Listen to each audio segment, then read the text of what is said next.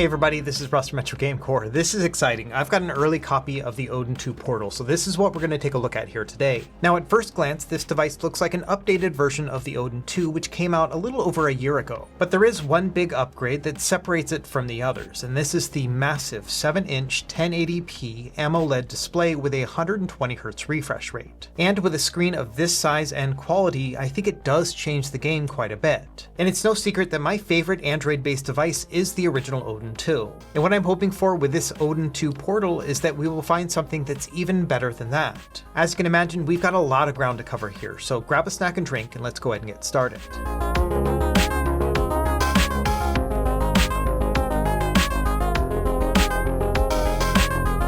Okay, as we get our hands on the Odin 2 Portal, I want to start with a couple caveats. This is what they call a CNC model, so it's not final production, and there are a couple things that will be different on this compared to the retail product. For example, when it comes to fit and finish with things like the D-pad and the face buttons, those are not finalized, and so we're going to talk about them a little bit, but I'm not going to make any judgments in this video. And so instead, we're going to focus on things that are largely going to be the same, things like the screen and the ergonomics as well as the performance. And to be clear, there's no embargo or talking points with this device. They just sent it over and said, tell us what you think. And so I'm going to treat this like an impressions video, and then once I get a review unit, I'll do that full review. So let's start by talking about the specs for the Odin 2 Portal. And number one here is the chipset. This is the Snapdragon 8 Gen 2, the same chip that we found in the Odin 2 as well as the Odin 2 Mini. And we've got three different model variations, Base, Pro, and Max, and each of those will have different RAM and storage sizes. In terms of display, we've got a 1080p AMOLED screen with a 120Hz refresh rate. The battery is also 8,000 milliamp hours, the exact same size as the original Odin 2. And all this comes together at about 430 grams. That's going to be a little bit heavier than the Odin 2, but not by much. In terms of connectivity, we've got Wi-Fi 7 and Bluetooth 5.3, which should help it become a very good streaming handheld. And in terms of operating system, this is running Android 13.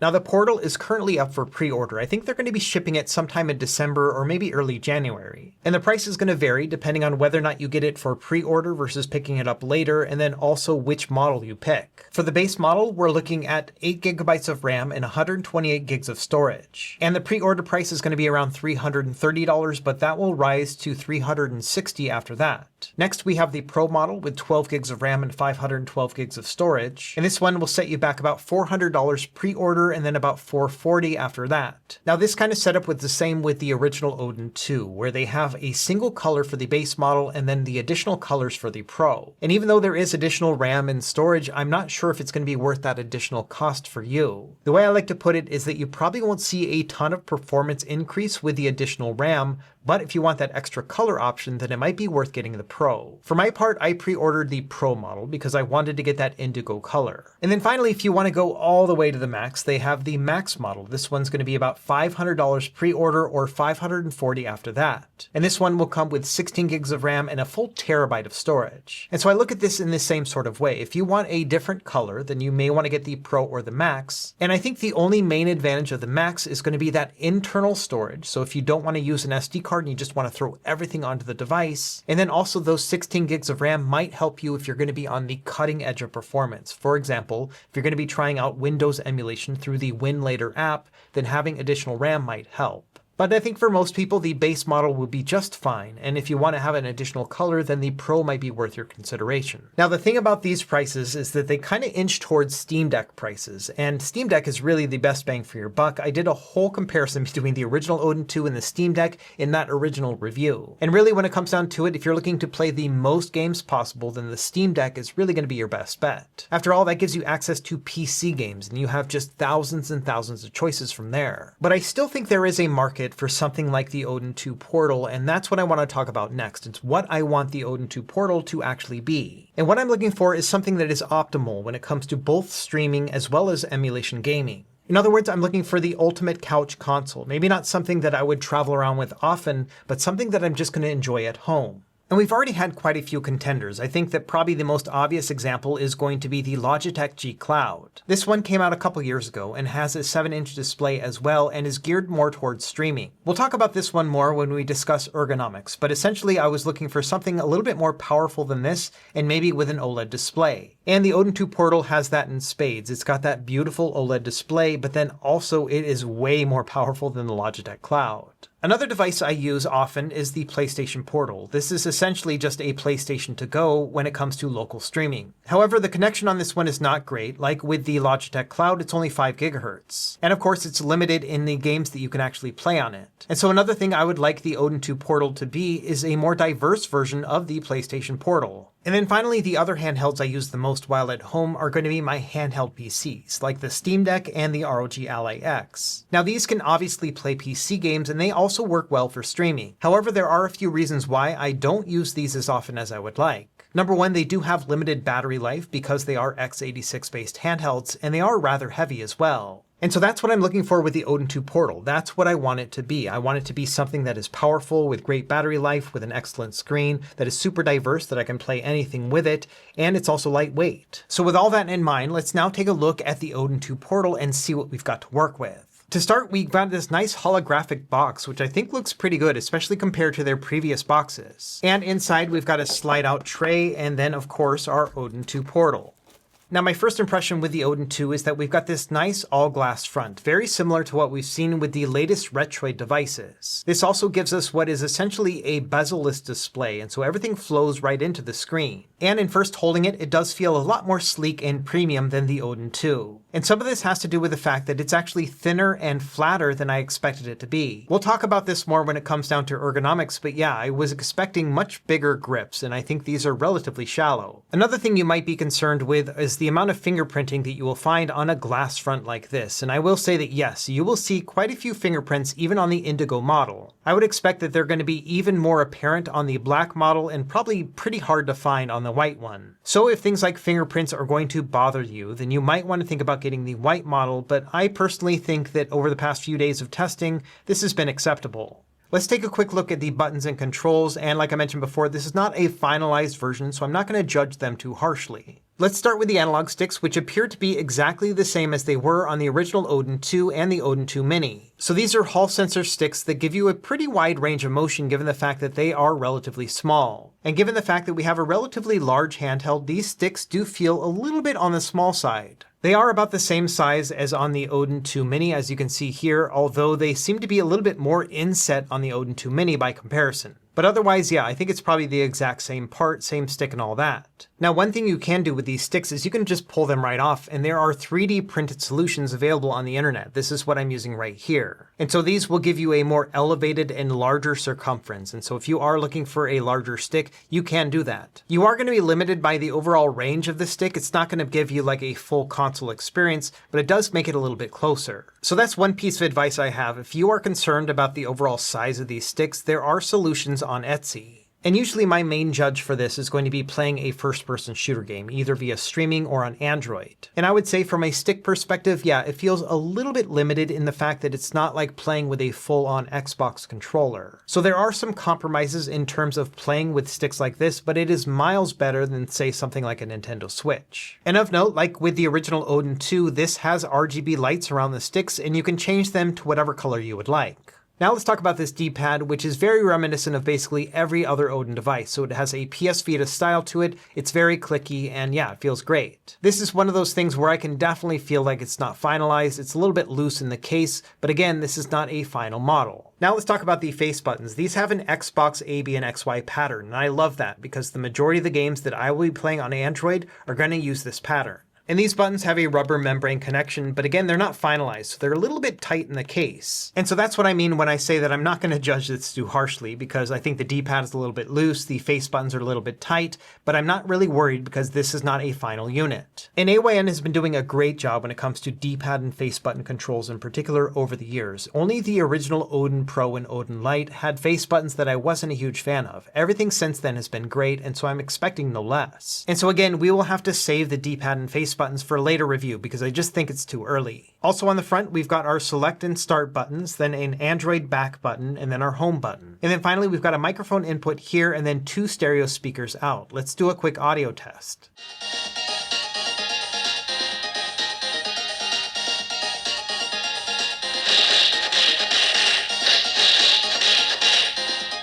Okay, so overall, I'm actually very impressed by this audio. It is nice and loud. I was playing that at full volume. I probably wouldn't ever get it that loud. But the big surprise for me was just how bassy and balanced the audio actually sounded. So yes, overall, I'm a big fan of how this sounds.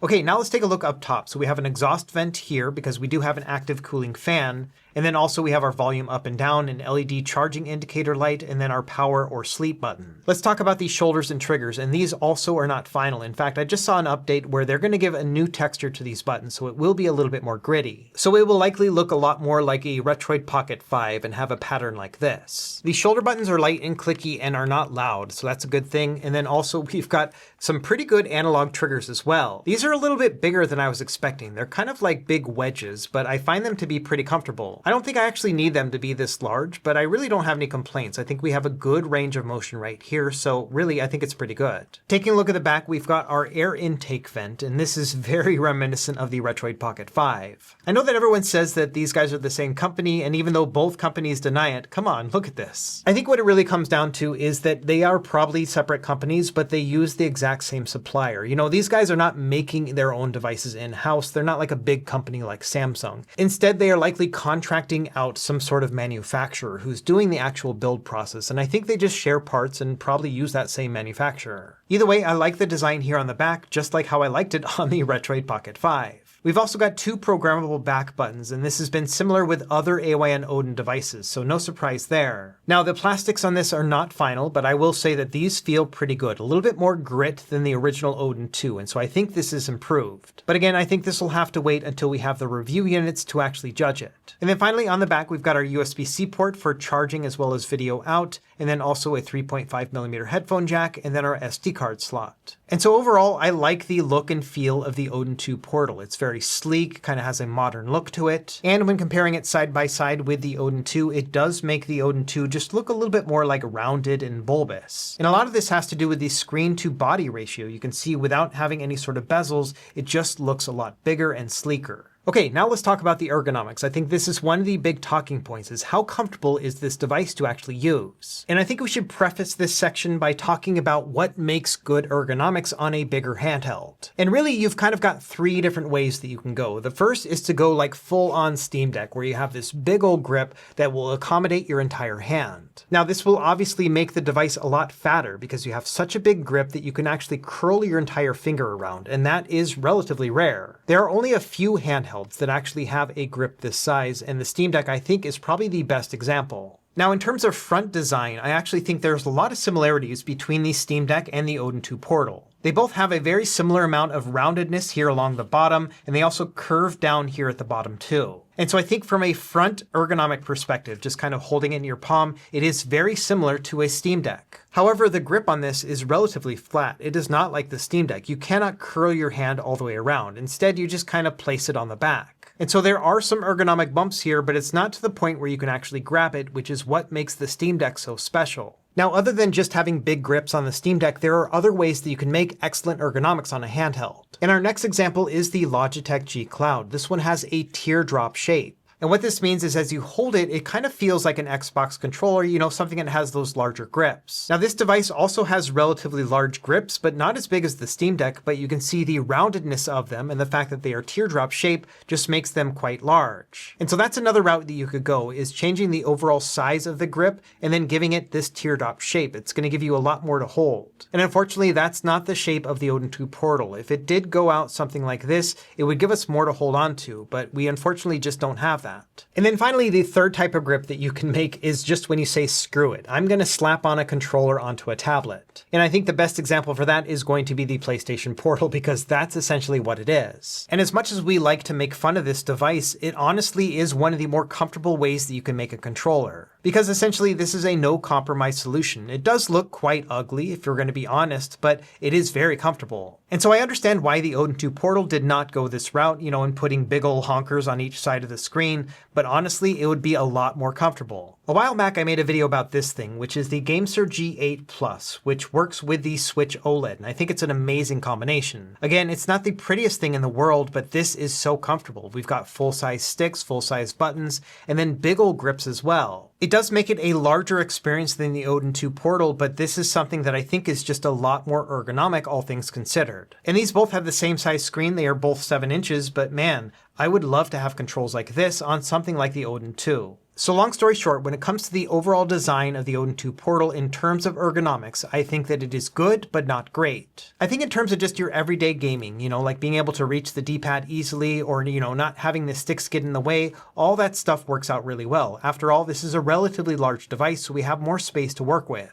But I think having a larger grip right here would have elevated this whole experience to another level. And I assume they kept this sleek because they wanted to make it more travel friendly and portable, but honestly, this is a device that I think most people will just be playing at home. And when you're making a streaming or couch focused device, then having something that's super portable is not really that big of a deal. So you might be wondering, where do we go from here? Am I saying that the Odin 2 Portal is not worth picking up because the ergonomics are not perfect? And I think that we will probably find some solutions down the line. What I'm really hoping for is something like what I did with the ROG Ally X, in that I bought these 3D printed grips that changed the overall ergonomics and gave it a larger grip. So I'm hoping that somebody like the person who made these comfort grips for the ROG Ally X also makes something for the Odin 2 Portal, because I think that will just basically push it over the edge. And it is a bit of a bummer that I'm already thinking about 3D printed solutions that will improve the experience on the Odin 2 Portal, but that's essentially where we are. And to be clear, I still think that the Odin 2 Portal is a comfortable handheld. It just isn't like an endgame handheld for me when it comes to game streaming, and that was what I was hoping it would be. When it comes down to it, all of the other streaming solutions that I've been using, things like the Logitech Cloud, the PlayStation Portal, as well as the Steam Deck, are still a little bit more comfortable than this one, and that's kind of a bummer because I was hoping that this would replace all of them in that use case. Okay, now let's talk about the screen, and I'm going to try not to gush too much about it because it is pretty incredible. To start, let's talk about the coloring because I think it is really vibrant. The whites also seem to be really well balanced. Now in terms of brightness and dimness, I have mostly been playing it at about 50% brightness, but it does get very, very bright as well. It also gets very, very dim. In fact, let's turn off the studio lights.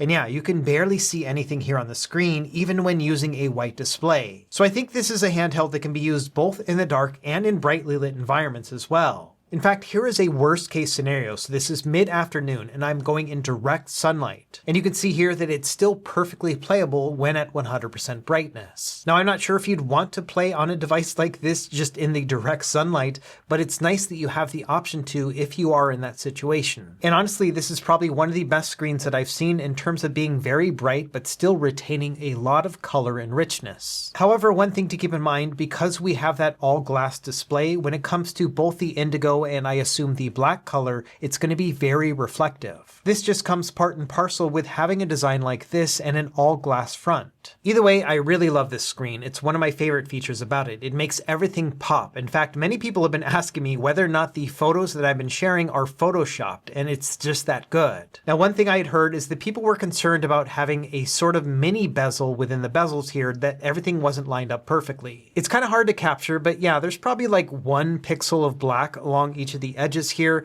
but it is very hard to notice, except for when like looking at it at an angle. And it's exactly the same with the Retroid Pocket 5 and the Retroid Pocket Mini. These are bezel-less displays, but still, they've just basically covered the bezel with the shell. And so I think this still has that nice immersive quality as the Retroid Pocket 5, but I think the black one will be probably even better. So now let's do some size comparisons, starting with the Odin 2, and we'll also talk about the screen as we go along. We've already compared these two, but you can see that yes, the Odin 2 is quite a bit smaller, and the screen is also 1 inch smaller than the Odin 2 Portal. And in terms of richness and vibrancy, then yes, the OLED panel is much better in that regard. I think it just pops even more. And it's crazy because I've always thought that the Odin 2 LCD panel was not half bad either. Now, when doing that direct sunlight test again, you can see it is a night and day difference. These are both at 100% brightness. And so in particular, if you're looking to play this outdoors or you want a really bright screen, then yes, the Odin 2 Portal is quite a bit brighter. Now let's compare it against devices that have a similar size, and I think probably the best comparison is going to be the Switch OLED. These both have 7-inch OLED displays, although the Switch display is only 720p compared to 1080p.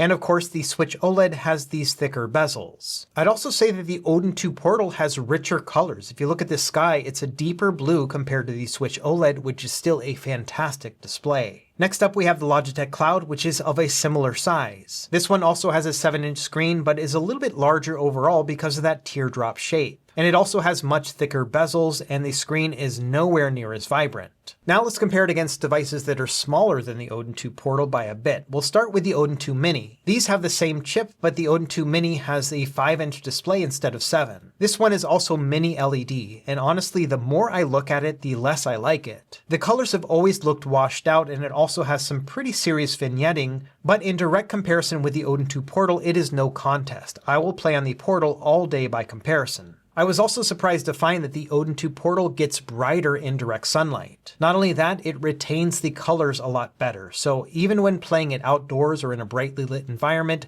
I still would prefer the Odin 2 Portal. Okay, next up we have the Retroid Pocket 5, and I think that these are very similar displays other than the size. This one is only 5.5 inches, but it has the same amount of richness and vibrancy as the Odin 2 Portal. In fact, the Portal screen just seems like a slightly larger version of the one on the Retroid Pocket 5. It is that good. Next up we have the Nintendo Switch Lite, again a 5.5-inch screen much like with the Retroid Pocket 5, but the colors are a lot worse on this one. Another handheld worth comparing to is going to be the Anbernic RG556. This one also has an OLED display, but it is 5.5 inches. And the quality of this display is quite a bit worse. You can see that the colors are not as vibrant, and I've always found that the color balance is a little bit off on this one as well. Now moving on to devices that are larger than the Odin 2 Portal, we'll start with that PlayStation Portal. This one actually has a larger screen. It is 8 inches, and yeah, quite a bit bigger because we have full-on controllers slapped on each side. Now the ROG Ally X also has a 7-inch 1080p display, but is a larger device altogether. And a lot of this probably has to do with the overall ergonomics, but then also they have full-size controls as well. And then finally, we've got the Steam Deck. This one's got a larger screen. It's also 16 by 10, so it's going to be taller. And of course, this one has a more comfortable design like we talked about before. Now, the big difference between these two and some of the others is going to be the weight. The Odin 2 Portal is 430 grams, which is actually relatively lightweight for something this size. For example, it's only a little bit heavier than the original Odin 2, and it's actually a little bit lighter than the Switch OLED. Now, there are devices that are lighter than it, like the Retroid Pocket 5 or the Switch Lite, or even the Anbernic RG556. But when it comes down to it, I think it is relatively lightweight for its size. It's quite a bit lighter than the Logitech G Cloud as well as the PlayStation Portal, and it's only about 2/3 the weight of something like the Steam Deck or the ROG Ally X. And so this is probably one of the other main sticking points that I have heard about this device, is people want to know how large it is, how heavy it is, what is it like to hold and use this device. And I think when it comes down to it, it is basically just a single form factor Nintendo Switch OLED. It's got the same kind of feel in terms of being relatively flat and lightweight. It's definitely not something you could throw in a pocket, but it is still very portable. I think that if you get a form-fitting case for this in particular, it's going to be a very travel-friendly handheld, much like with the Switch. The Nintendo Switch itself is a relatively flat experience. I've never really found this to be an ergonomic or comfortable handheld to use when in handheld mode. And so even though it's not the most ergonomic device compared to some of those that are best in class, I still think it's an improvement over the Switch. And so long story short, if you have a Nintendo Switch OLED and you know exactly where and when you use it, it's going to be almost identically used with the Odin 2 Portal. Okay, now I want to talk about performance. What can the Odin Portal do and what can it not do? And my plan is to do a deeper dive into the whole performance testing thing in a future video over the next few days, so be on the lookout for that. For now, let's talk about benchmarks, and I ran the Wildlife Extreme stress test, which is a 20-minute loop. You can see that the best and worst scores here were about 3760, and it is very stable, 99.8. And I ran this test in a high performance mode, which means I was pushing it to the max, including the fan. And you can see over that 20-minute period, we lost 12% battery. This essentially means that if we were to run this device at max, we can expect something like 2 hours and 45 minutes. And that's about the same as it is with the original Odin 2. And so I think performance on this in terms of battery life is going to be amazing. And I'll be sure to do more in-depth battery testing in that other video. The other thing worth noting is this device stays exceptionally cool. It only got up to 35 degrees Celsius when running at max. And that's another thing worth noting. When really pushing this device, I didn't feel any sort of warmth on the device at all.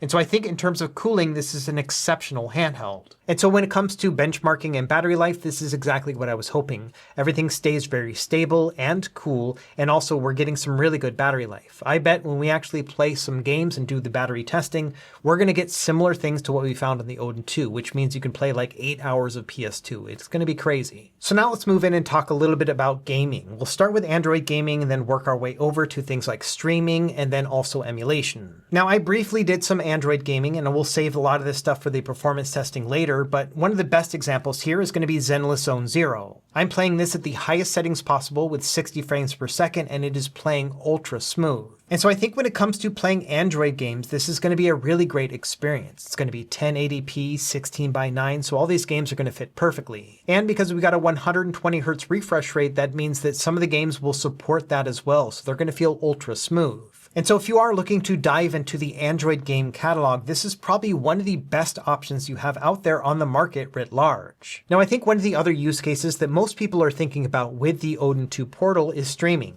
I know for me personally, that was one of the biggest draws. And because we're using an Android platform, that means we're going to have a bunch of streaming options. So you're going to be able to stream from your home consoles, your PC, or even over the cloud. And we'll start with the PlayStation 5. I'm using an app called PX Play. And this one can stream at 1080p, and it will register all of the controls. In fact, it'll even pick up on the gyro in the device, although I will say it's not the same as using a DualSense controller, so it's not going to be a perfect replication. Now, I tested this at home last night, which is where my PS5 is, and it ran just fine. However, right now I'm at the studio, and so trying to actually play over the internet from my home internet is not very good. And so even though it is super laggy right now in this footage, it actually was great at home, and so don't let this dissuade you. Now thankfully I do have a console here in the studio, and that's my Xbox Series S. And so here I am using local remote play, and it's a lot faster and zippier. And also bear in mind that I just have your standard typical 5 GHz Wi-Fi here in the studio. So if I was able to take advantage of the device's Wi-Fi 7, I think it would be even better. And so yes, in terms of streaming, I think this is an excellent solution, although like I mentioned before, the ergonomics aren't quite as perfect as I was hoping they would be. But I still found myself enjoying the whole streaming experience altogether. Yes, it's not quite as comfortable as something like the Logitech Cloud, but man, that screen really makes up for it in some ways. I also did a little bit of local game streaming from my PC using Steam Link, and yes, this was all plug and play as well. So long story short, in terms of connection and screen, yes, this is an excellent experience when it comes to game streaming. Now, in addition to streaming games, you could also stream video. So for example, I logged into my Netflix account and then started up a random Dragon Ball Z show, and yeah, everything worked perfectly. And these colors really pop on the OLED display. However, bear in mind that much like with the original Odin 2 and Odin 2 Mini, this only has Widevine L3. And this is the DRM implemented by Google, and unfortunately this does mean that you won't be able to play it at an HD resolution. And unfortunately this is just kind of how it goes with many of these Android-based handhelds that come out of China. Okay, now let's move into emulation, and the first thing I want to talk about is black frame insertion. And this is a trick that's used on screens that have a high refresh rate, like on the Odin 2 Portal, which runs at 120 Hz. And the idea here is that when playing games that run in 60 frames per second, which is most emulated systems, you can turn on black frame insertion to put a black frame in between every other frame. And the thing that makes black frame insertion or BFI so great is that it smooths out motion blur. And once you play games like this, it's kind of amazing because the characters just kind of pop out of the screen. It's a really unique experience. Now, the only app that really supports BFI is RetroArch, and sadly, they actually don't support it within the Android version of RetroArch.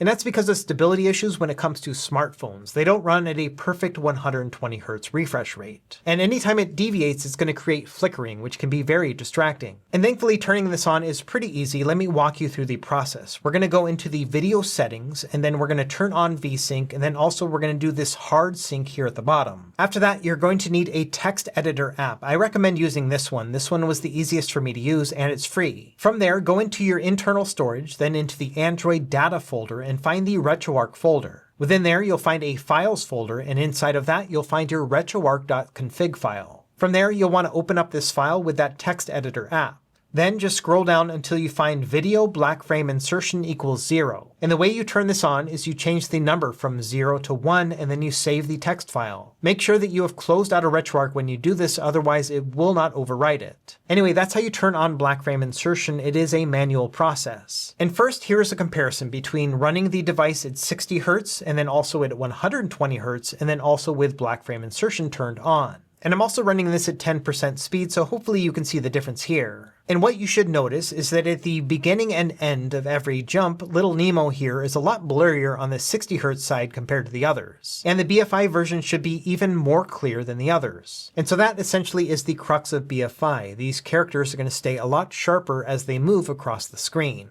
So now I want to show off a couple different systems and how they all play out when it comes to BFI. And as a warning here, if you are sensitive to flickering, you may not want to watch this part. Now, some emulator cores will run absolutely fine, while others will not. For example, when it comes to the original Game Boy and Game Boy Color, these use the same core, and yes, it's very stable. And so I would say that, yeah, you can play these systems with BFI on, no problem whatsoever. Unfortunately, when it came to Game Boy Advance, it's not the same story, and so this one did have quite a bit of flickering, and so I wouldn't recommend using it with this core. And probably the system that worked the best for me was the original NES. This one played absolutely smoothly with every game that I tried, no flickering other than maybe a little bit right in the very beginning. Same thing with Sega Genesis, this one was also relatively stable, so I would probably play this with BFI on. Unfortunately, when it came to Super Nintendo, both with the BSNES as well as the SNES 9X cores, these unfortunately did have some flickering. So again, it is kind of hit and miss in which games you'll want to play and which ones you will not want to have this turned on. Another weird example is going to be Sega Dreamcast. I actually upscaled this to 1080p and also turned on widescreen cheats. And you can see here it's filling up the whole screen and BFI is super stable. So this is kind of an amazing experience right here. However, with others like Sega Saturn, it did have a lot of flickering.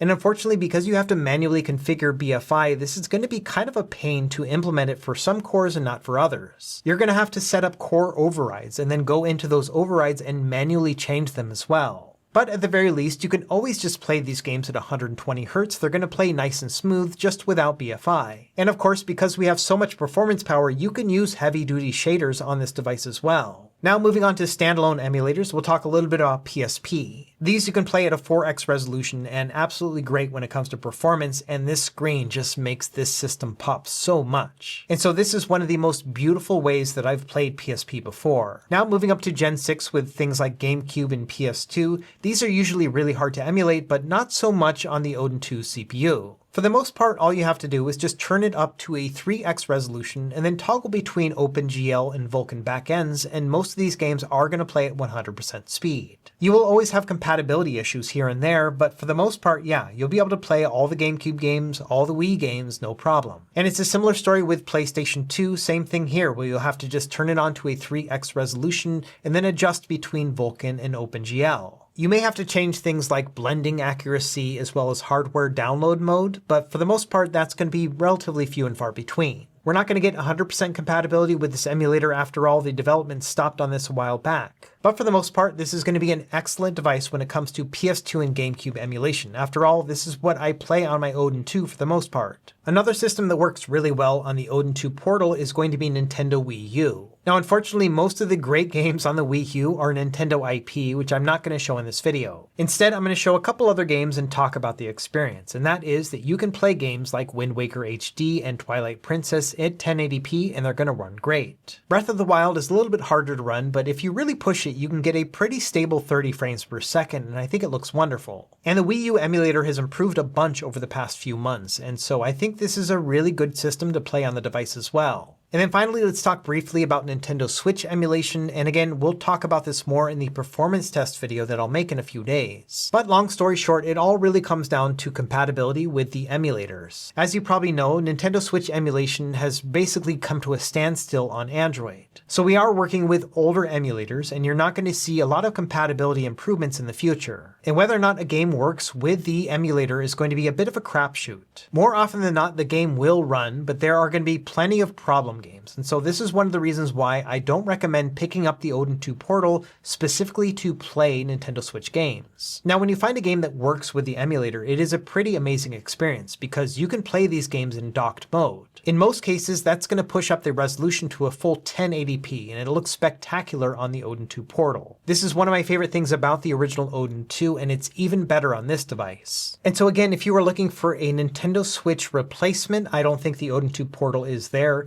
but it's really awesome when there is a game that runs well on it. Your best bet when it comes to playing Nintendo Switch games is still going to be the Nintendo Switch OLED. But for my part, I just like the fact that there are many games available on Switch that I can play on the Odin 2 portal, just kind of making it an all-in-one. So long story short, basically anything that you can run on Android, you will be able to run on the Odin 2 portal. And I'll talk more about some of these nuances in that performance test video. Okay, before we jump into the wrap up, one other thing I wanted to talk about is input latency on the Odin 2 portal. Now, I'm not an expert when it comes to input lag, but I did a little bit of testing. Let's walk through that. Essentially what I did is I recorded a bunch of footage with various devices running at 240 frames per second.